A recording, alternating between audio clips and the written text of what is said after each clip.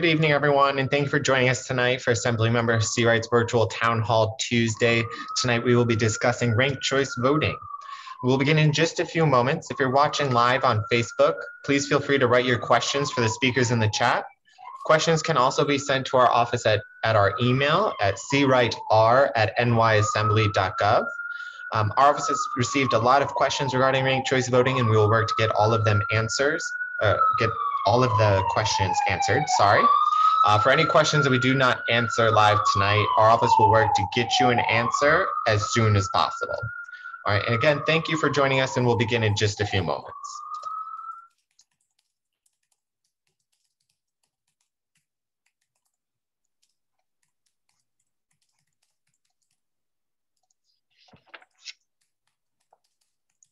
Good evening, and thank you all for joining our 49th Town Hall Tuesday.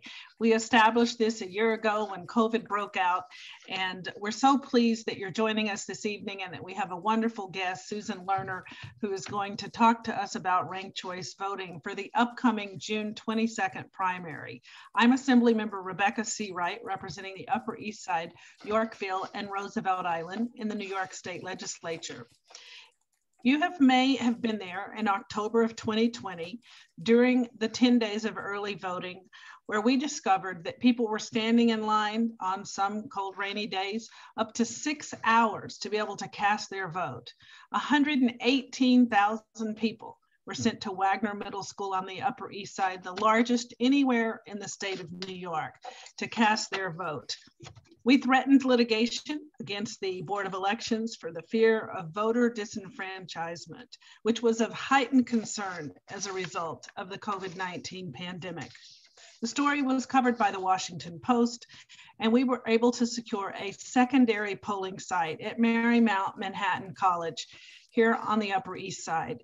We found that Marymount, for the last weekend of early voting, helped alleviate the long lines and allowed people to vote more easily.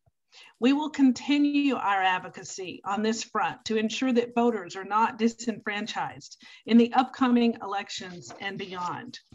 For this upcoming election, I'm proud to announce that we helped secure the Metropolitan Museum of Art on Fifth Avenue, and on Roosevelt Island, the Sports Park Gym. On Roosevelt Island, we learned that in previous elections, the voters were being sent to Manhattan to cast their vote. And we felt it was so important that Roosevelt Island have its own early voting site. So we're very pleased that the sports park will now be an early voting site on the island. Ballot access is central to our democracy, and we must hold the Board of Elections accountable in doing their part to educate voters, simplify the processes of voting, including requests for absentee ballots and the accurate count and validation of those ballots submitted by mail. Voting is one of the most fundamental rights that we have as citizens, and it's essential to our democracy, and therefore must be protected at all costs. Our office has been working on reforming our election processes. The governor signed my Assembly Bill 9001 to save taxpayer resources and to promote efficiency and transparency by allowing candidates to duly satisfy local and state requirements in order to run for office.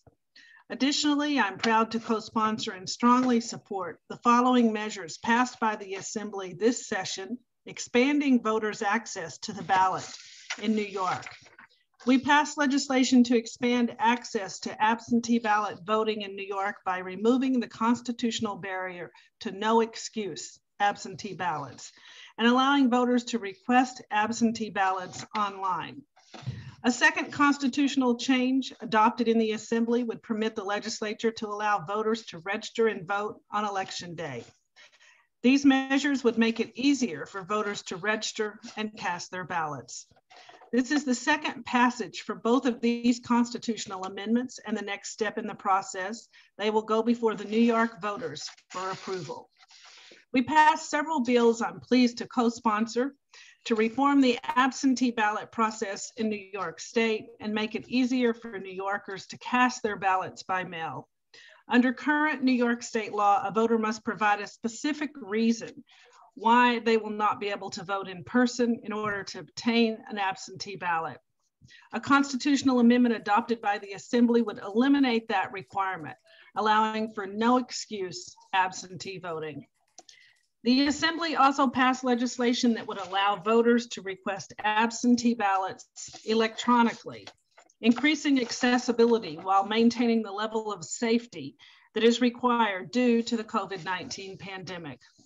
Another bill that I was pleased to support passed the Assembly, assuring that absentee ballots can be postmarked up until the day of the election, consistent with the deadline for hand-delivered absentee ballots. A second constitutional amendment would eliminate the requirement that voters register to vote at least 10 days before an election. This constitutional change would allow the legislature to authorize the registration of voters on election day, otherwise known as same-day registration. The city's primary election is set on Tuesday, June 22nd. Early voting takes place between Saturday, June 12th, and Sunday, June 20th. There is no voting the Monday, June 21st before Election Day on June 22nd. In this election, we will have the opportunity to use ranked choice voting, RCV, to rank candidates for mayor, public advocate, controller, borough president, and city council in order of our preference on the ballots. It is my pleasure now to introduce our guest speaker, someone that I greatly admire, and that is Susan Lerner, the Executive Director of Common Cause, where she has served as an authority since December of 2007.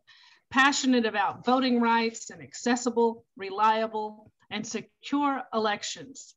She is the founder of Let New York Vote, a statewide coalition that has successfully advocated to bring transformative election reforms, such as early voting and automatic voter registration, to New York State.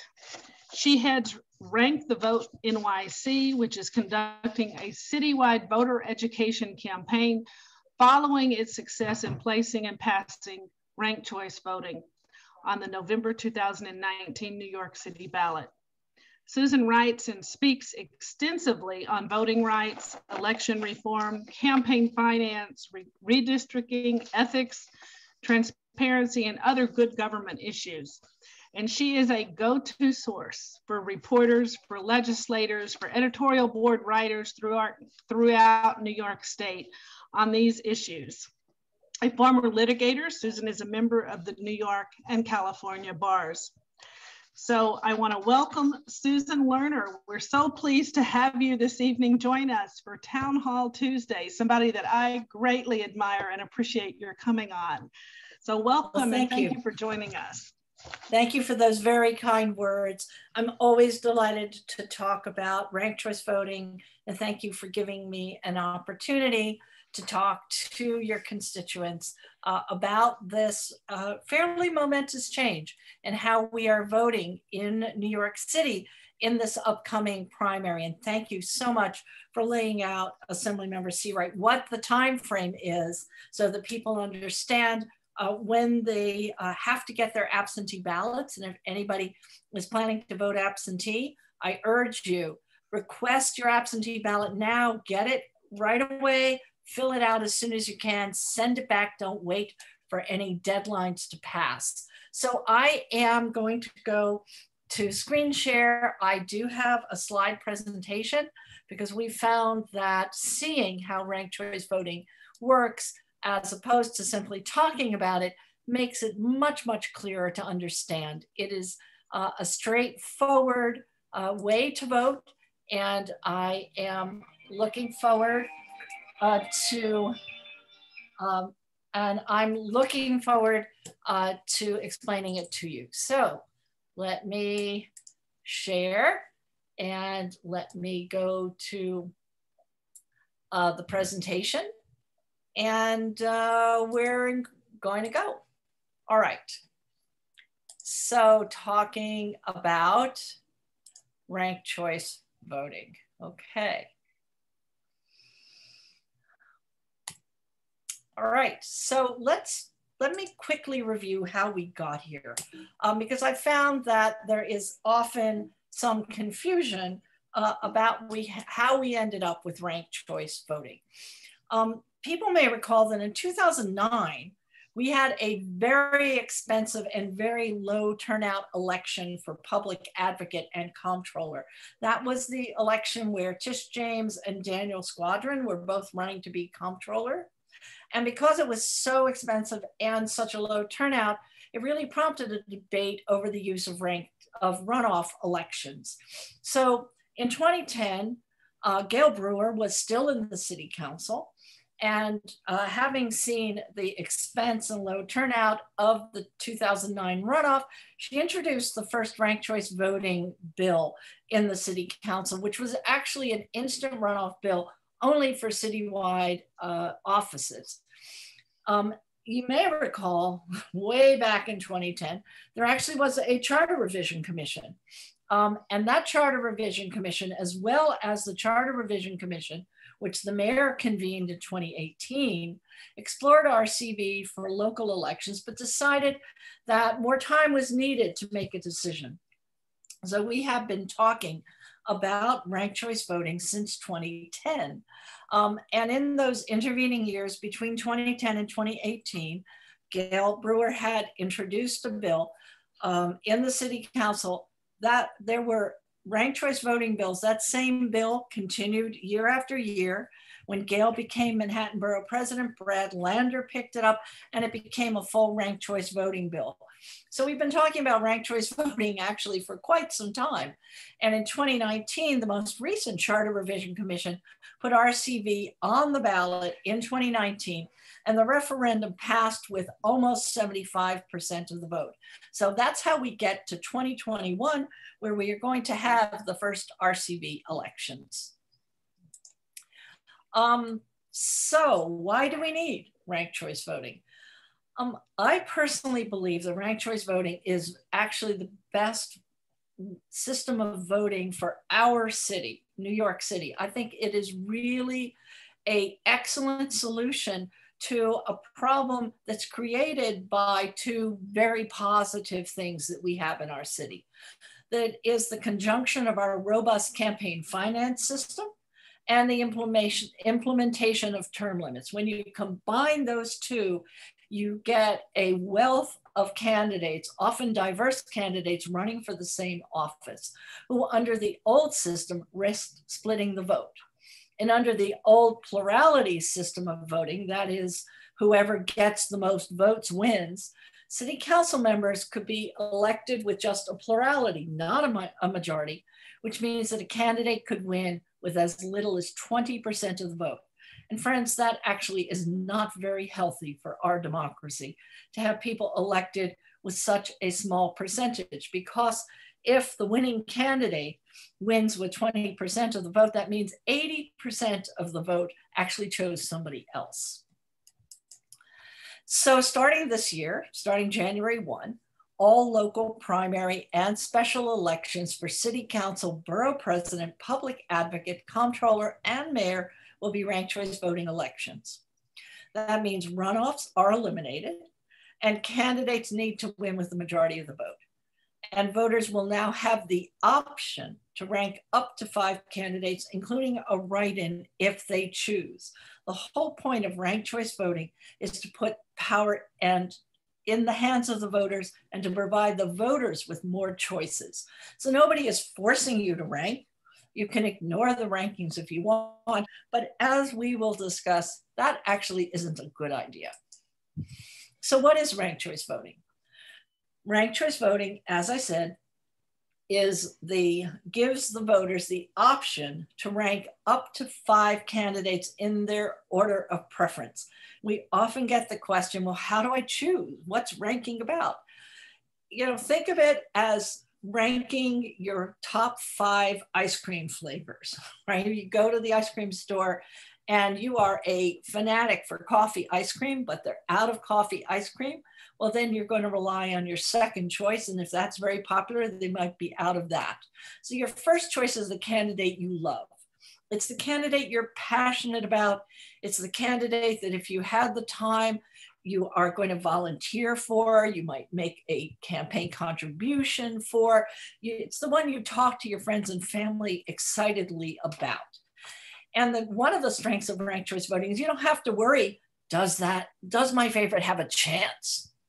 Well, it doesn't matter in ranked choice voting. You are voting your values and your passion without worrying about the horse race, because you have backup choices, which is what your second, third, fourth, and fifth choices are. The second choice is the candidate you like. You would, if your first choice wasn't running, you probably would be working for the second choice. The third and fourth choice candidates are candidates, well, they're good. You know, if they were my only choice, I'd be content. I like the others better, but these are solid candidates. And the fifth choice is the candidate you're okay with. If there were nobody else, I could live with this person. And the ballot gives you the opportunity. It is arranged as you see, with your candidates down on the left in the first column, and then your choices, first choice, second choice, third choice, fourth choice, fifth choice, across the top in the columns next to the candidates. So what is really the purpose behind ranked choice voting? Why do we want it? One, it saves money. The runoffs are crazily expensive, anywhere from $11 to $15 million on top of the cost of the initial primary. The other reason why we like ranked choice voting is that you don't have to worry about spoilers or splitting your vote. What we often see in races where you have 2 or 3 candidates from a particular community or who have similar positions, say a progressive candidates or conservative candidates, they will split the vote. And you know, if you are paying attention, you are hearing concern about splitting the vote in the Manhattan DA race, where there are 4 different progressive candidates. And people who want progressive candidates are concerned that the progressive candidates will fragment the vote and somebody who is more conservative will win. If you're more conservative, you're fine with that. But if you are progressive, you're concerned about splitting the vote, because the DA race is not a ranked choice voting race. That is a state office, and it is the old-fashioned plurality race. So you don't have to worry, oh my God, if I vote for this one, I'm going to end up with somebody I hate. And one of the examples that we use is that you may recall in 2000 in Florida, in the presidential race, Ralph Nader got approximately 5% of the vote, which everybody expected he had taken away from Al Gore. If there had been ranked choice voting, the chances are that the Nader voters would have ranked Gore second. And when Nader would be eliminated with 5% of the vote, those votes would have gone to Gore, and we would have had a very different situation in terms of our who was president after the 2000 election. Ranked choice voting also encourages new voices and perspectives, because what we find is, and particularly with our campaign finance system, that ranked choice voting encourages people to vote. They know they have a chance to be ranked, and they're willing to run because they feel they have a better chance. It builds consensus. The winning candidate in a ranked choice voting election is the candidate who has reached out to the maximum number of voters and communities within the district. And frankly, we're seeing that right now, because in order to win a ranked choice voting election in almost every instance, it's the candidate who is ranked not just number 1, but also number 2 and 3. So that as the rounds go forward and low voting candidates are eliminated, being the second and third choice for a lot of voters means that you are moving up and have a good chance of winning. But in order to do that, you have to go beyond your base. You can't just talk to the people that you always talk to that you're most comfortable with. You really got to go out throughout the district, throughout the city. You've got to listen to a lot more voters. You've got to understand what they want, and you've got to convince them that you would be a good representative. And that's building a consensus. So we like to say with ranked choice voting, the winner is the candidate who built a consensus majority through all of the rounds. And generally speaking, what we've seen in other cities is that ranked choice voting can discourage negative campaigning because a voter is not likely to rank you second if you've been disparaging their first choice. So a lot of positive aspects to ranked choice voting. And ranked choice voting, frankly, is a coming idea around the country. Ranked choice voting is used much more extensively than people realize. So we've got a number of states which use ranked choice voting for presidential nominations. And we have a number of states, including Utah, where ranked choice voting is used for local elections. Ranked choice voting is used statewide in Maine for its gubernatorial, congressional, and presidential elections. And we have states that use ranked choice voting for military and overseas voting. And we have some states that use ranked choice voting for their party elections. And of course, here in New York City, we're using ranked choice voting for primaries and special elections. And just this past November, Alaska voted to use ranked choice voting for presidential nominations. And we are seeing an increasing number of jurisdictions, both states and municipalities, looking at ranked choice voting. And there are a number of measures to bring ranked choice voting to a large number of particularly municipalities across the country this November. So New York is very much part of a wave of interest on ranked choice voting. So again, what is ranked choice voting? The core message, starting in 2021, New York City voters will have the option to rank their top 5 candidates in our local primary and special elections for mayor, comptroller, public advocate, borough president, and city council. If voters still want to vote for just one candidate, they can, but we advise them to rank. And by ranking, voters don't need to worry about wasting their vote, accidentally helping elect someone they don't support, splitting the vote, and somebody being elected with less than a majority. So let's talk a little bit about how ranked choice voting actually works. And we're going to show you a video. Hi, I'm Mahir, and welcome to my bodega. As you may know, New York City has a new way to vote in special and primary. So, how does ranked choice voting work? The next time you vote in the city election, instead of choosing just one candidate, you can rank them all from your first choice to your fifth. Here's how it works. Let's say my bodega is picking its featured snack of the month. So many choices. Which one should I feature? This customer ranks Parker Pretzels as her top favorite.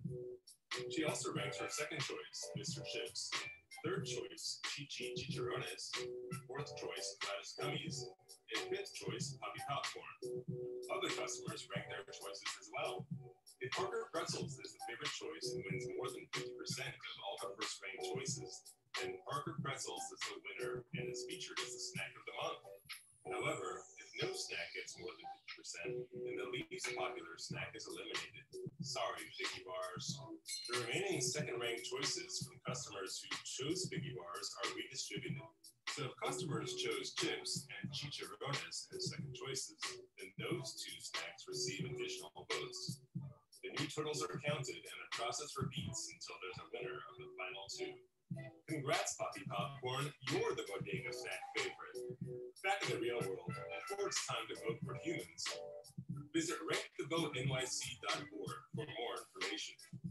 Thank you, New York City, for voting and for making these special and primary elections your elections.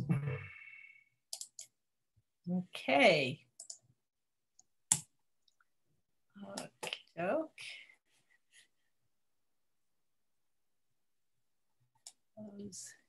YouTube, and I'm back here. Okay. All right, what your ballot is likely to look like. This is a mock-up of what a council election would look like. You've got your candidates here on the left and the rankings and columns to the right. What's important to remember when you're filling out your ballot is that you want to pick only and fill in only one bubble in your column, and ideally only one bubble in the row. The reason why we say only one per column is that you do not want to vote for more than one candidate as a choice. If you vote for 2 or 3 candidates, that is, you fill in more than one bubble in the first column, your vote for that race will be invalidated. It's called an overvote. And you won't have a choice at all if you vote for more than one candidate as a first choice. If you fill in more than one bubble for the third, second, third, fourth, or fifth choice, your first choice will count. But if your first choice is eliminated, your vote has nowhere to transfer. And it's as if you voted for only one candidate. So you want to be careful and not invalidate your vote when you're filling in the column. Fill in, mark no more than one oval in each column. And ideally, you don't want to fill in more than one oval per row, because then you're voting for the same candidate over and over and over again. And again, if your choice is eliminated, your vote has nowhere to transfer. Because in ranked choice voting, you have one vote, but it transfers between your choices depending on what happens with the rounds. So it's important. Vote, mark no more than one oval in each column, and ideally no more than one oval in each row. So using your rankings gives you more choice and more power. Even if your first candidate, your favorite candidate, doesn't win, you still have a say in who's elected. You can vote your conscience and your values without worrying that you're wasting your vote. And this is actually a real concern, especially in the more crowded races. Ranking your second, third, fourth, fifth choices will never hurt your favorite candidate. It's important. Empower your vote by using the rankings. And so the counting rounds only kick in if no candidate receives 50% plus one of the first choice votes.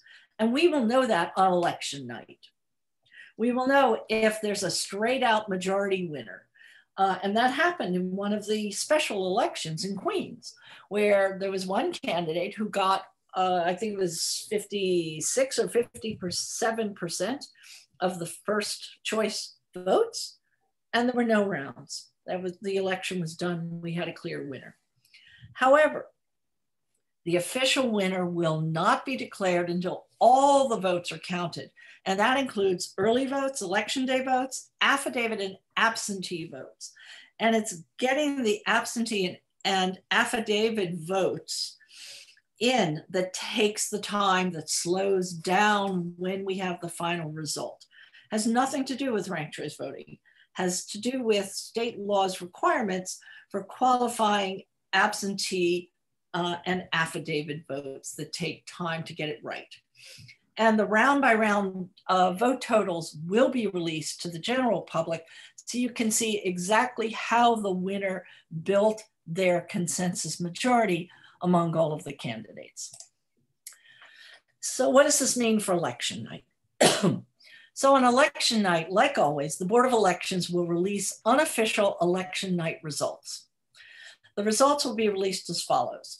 The total number of ballots that mark a candidate as ranked number 1 will be reported as if it were a plurality election, right? So you get totals for candidate A, candidate B, candidate C, candidate D. And if there's no majority winner, no candidate in that race has more than 50% of the vote, the results will be announced with the vote redistribution round by round. And that is going to take time, not because it takes time to count the rounds, which are done by computer and are very fast, but because it takes us time to qualify the affidavit and absentee ballots, which under state law can take as long as 3 weeks to know which ballots are eligible to be counted and which are not. And so early voting affidavit and absentee ballots are going to be counted as they normally are. Early voting ballots counted on election night. After election day, the Board of Elections checks the affidavit ballots to ensure they were submitted by eligible citizens at the correct polling place before tabulating votes. Absentee ballots deemed validly cast will then be added into the counting process as always. Once all of those votes are together, the software will be run and the rounds will be released. Today, the Board of Elections announced that they were going to run rounds on the incomplete data a week after the election and 2 weeks after the election and release those results. So some things to remember when you're talking about ranked choice voting to your family and friends. Some people are not going to like RCV at first. That's okay. It's a change, and change can sometimes be uncomfortable for people. There's a good chance that some New Yorkers who aren't very observant, because there's a lot of education going on right now, don't even know this is happening. As we get closer and closer to June 22nd, I think it's going to be pretty hard for people who are paying any attention at all to miss the fact that we have ranked choice voting, but you know, there are always the exceptions. So when talking about RCV, it's important not to get bogged down in the theoretical, but to stick with what's actually going on here in New York, avoiding jargon, keeping it simple, and explain always to your family, friends, and neighbors that this allows you to vote your values. And use a sample ballot, which you can find many of them online. And certainly you can find sample ballots on the BOE website. And the thing to remember is that ranking is easy and we do it all the time. Hence my example about going to the ice cream store. When you think about it, we rank just as a matter of course. The only thing that's unfamiliar about ranked choice voting is that we're using ranking in an election and we're just not used to it. But ranking, we do it every single day. So let me go through some frequently asked questions. How many candidates do I rank? You can rank up to 5 candidates, as many or as few as you'd like. But again, we recommend rank up to 5. Your vote has more power when you rank a full 5. Do you have to use all 5 rankings? No, you don't. It's optional. Your vote will still count if you only rank 1 or a couple of candidates, but your vote is more powerful if you rank. Can you rank a candidate more than once? It does not help your favorite candidate to rank them more than once, and that's filling in more than one oval per row. It won't invalidate your vote, but it disempowers your vote. And why would you want to have a less powerful vote? Does it hurt my favorite candidate to have a second choice? No. Your second, third, fourth, or fifth choices will only be looked at if your first choice is eliminated. Think of your later rankings as backups. If your first choice doesn't have enough votes to survive all of the rounds, you've got backup choices. As I said, your vote transfers through beyond the candidates who are eliminated. So explaining RCV is always harder than showing people how it will work. Sample ballots are super helpful. This is one that we came up with to have it be very, very clear. But again, you can pull down sample ballots and you can pull down your own ballot from your own sample ballot from the Board of Elections website. So just to go over the essentials. The core message is that starting in 2021, New York City voters will have the option to rank their top 5 candidates in our local primary and special elections for mayor, comptroller, public advocate, borough president, city council. If voters still want to vote for just one candidate, they can, but we encourage everybody to empower their vote and to rank. And because RCV means more power for voters, by ranking, voters don't need to worry about wasting their vote, accidentally helping elect someone they do not support, splitting the vote, and somebody being elected with less than a majority. You may see endorsements of candidates that are different than what we're used to seeing. Many endorsing organizations have changed their endorsement process because this is no longer a zero-sum game. In other cities with RCV, and actually now here in New York City, we've seen top 2 endorsements. We've seen ranked endorsements. We've seen multiple candidate endorsements, so that the endorsing organizations that you may rely on for advice are adjusting to ranked choice voting, and again, helping you empower your vote. If you have more questions, if you want to see the video again, if you want to look at a much more extensive list of frequently asked questions, then please go to our website, rankthevoteny.org, where you will find this presentation. You will find a wealth of information about ranked choice voting that can answer many, many of your questions.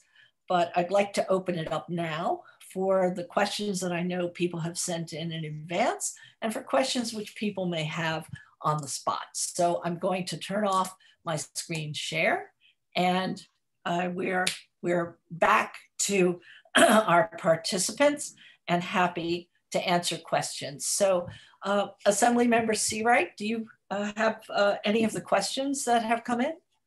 Yes. Thank you, Susan, for your excellent presentation. Unfortunately, on my device, the video did not come through, so I'm not for sure if our viewers were able to get it. But we have some wonderful questions that have come in, and I appreciate your willingness to take the questions. Jay Hershenson, somebody that I know very well, my spouse has written in, why give leverage to those voters who vote for the least desirable candidates? Voters. I'm not, if Jay is on, I'm not actually sure what he means by that. So his question, I believe, is in the chat. Okay. Why give leverage to those voters who vote for the least desirable candidates? Voters. Do we have this right? The question.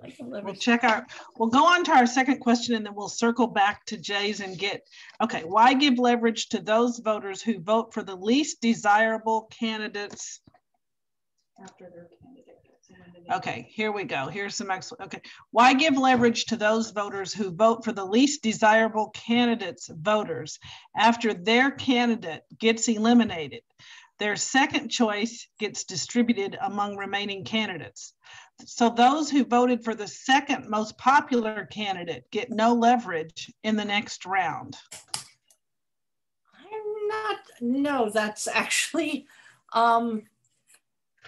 remember the rankings remain rankings, okay? When you eliminate in the first round, for instance, the second round, the candidates who have the least votes are eliminated, and the second choices are then redistributed as if they were first choices. So you're not giving any priority to the quote unquote unpopular candidates. The unpopular candidates that voters may be passionate about, but you're told they don't have any chance. People aren't wasting their votes there. They're not splitting or hurting other candidates by ranking your first choice as your most passionate choice, whether you're told they have a opportunity to win or not. Because once they're eliminated, your second choice is then counted in the rounds, right? So that voting for a not very popular candidate doesn't empower or disempower voters in any way. Okay, very good explanation. And we've just put in the chat the video link. So for those of you that didn't get to see the video that was shown earlier, we do have the link. We have a question that has come in from Helene Goldfarb, who is a neighborhood activist. She says, if you could just explain again, why did the powers that be not wait to do this until everything was in place so that the results could be announced ASAP, rather than announcing and causing those unrest or anger whose candidate is not leading when the Board of Elections? Why does the Board of Elections or whoever is making the decision feel that it will make anyone feel better if they announce the top candidates in each category? And then when the true winner is announced, all the people who thought their candidate won will have lost. That will create unrest and anger. Why did the powers that be not wait to do this until everything was in place so that the results could be announced as soon as possible, rather than whenever?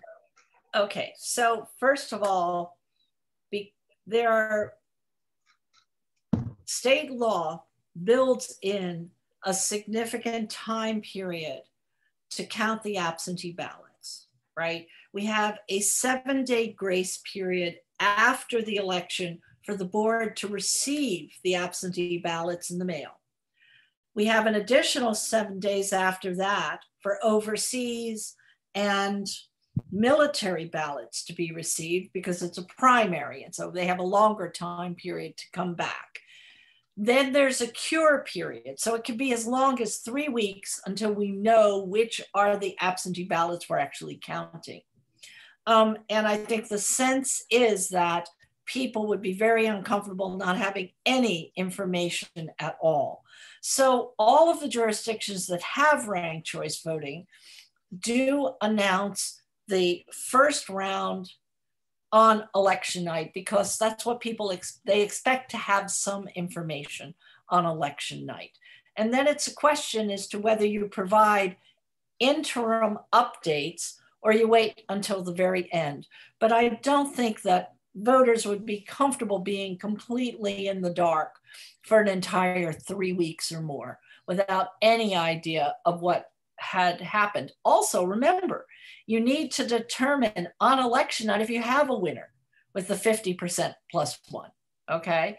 So that to the extent, as happened in the special election, one of the specials in Queens, you have a clear majority winner right out of the get-go who has a margin of victory that is larger than the outstanding absentees.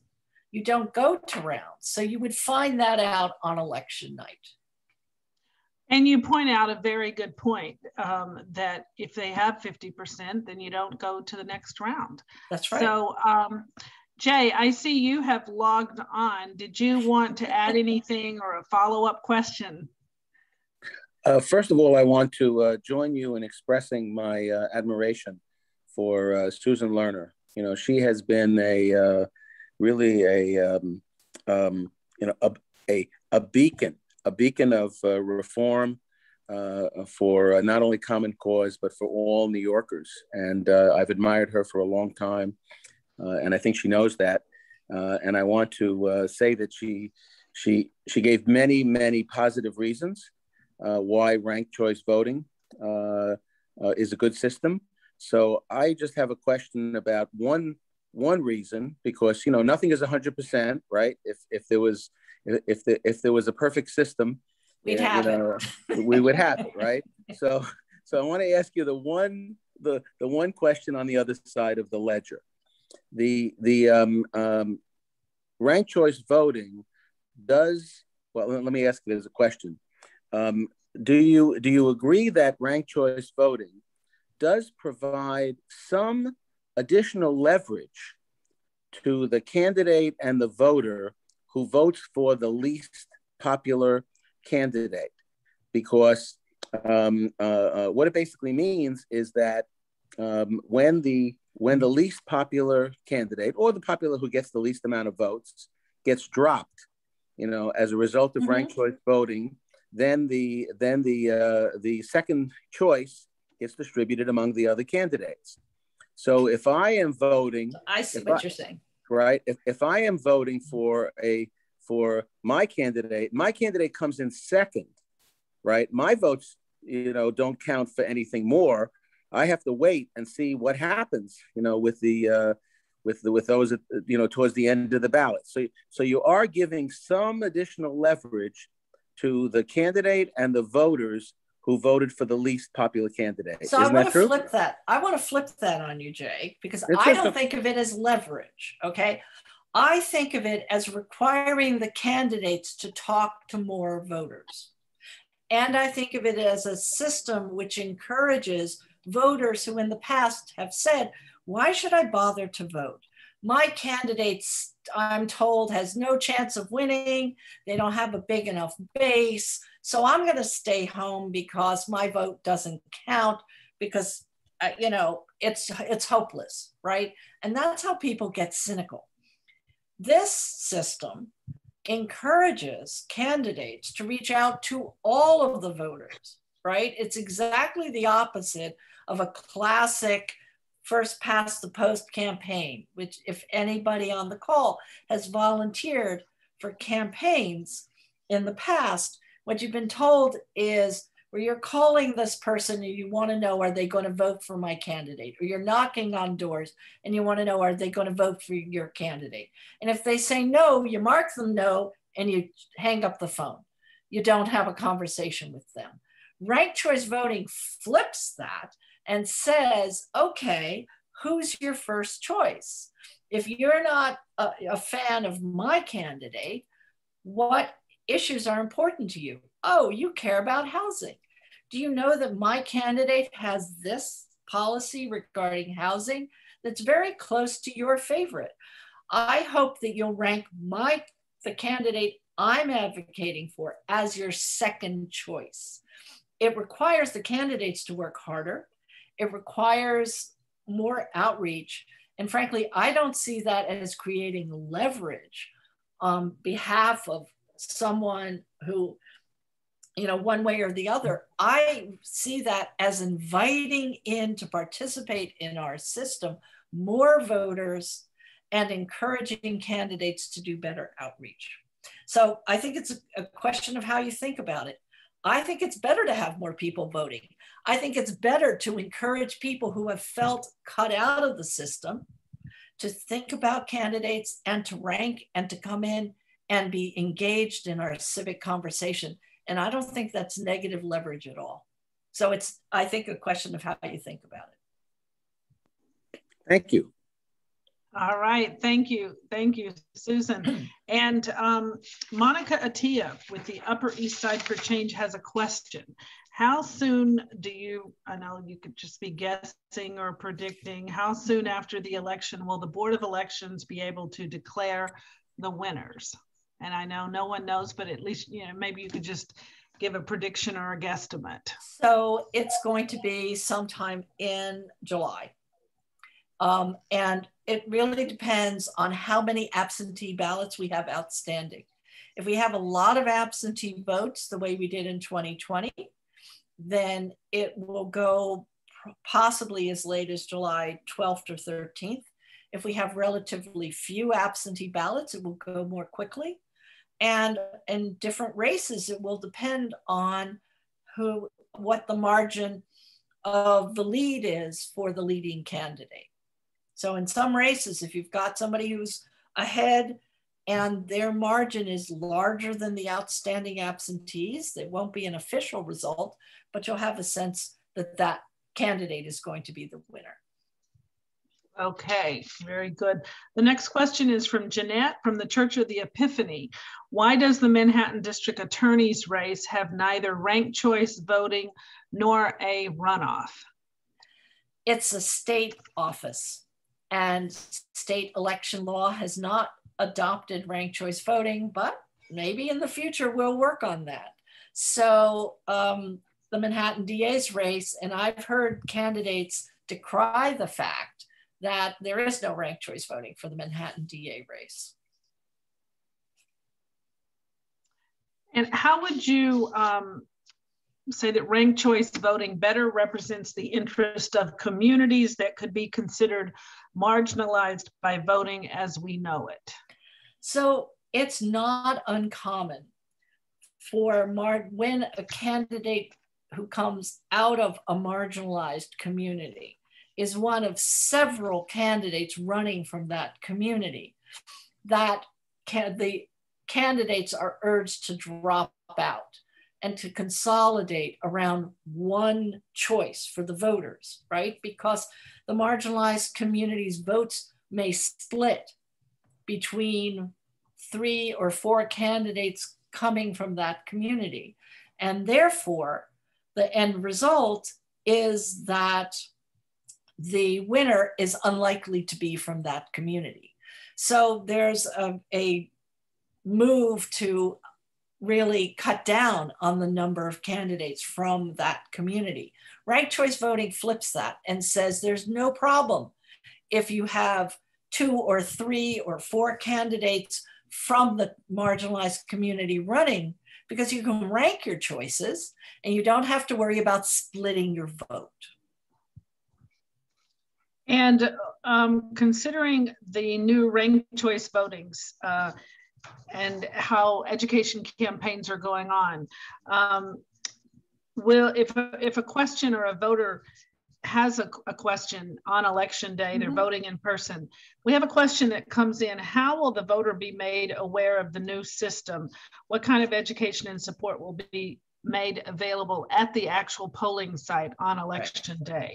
So a couple of things. One, there's going to be a lot of canvassing outside the busy polling places.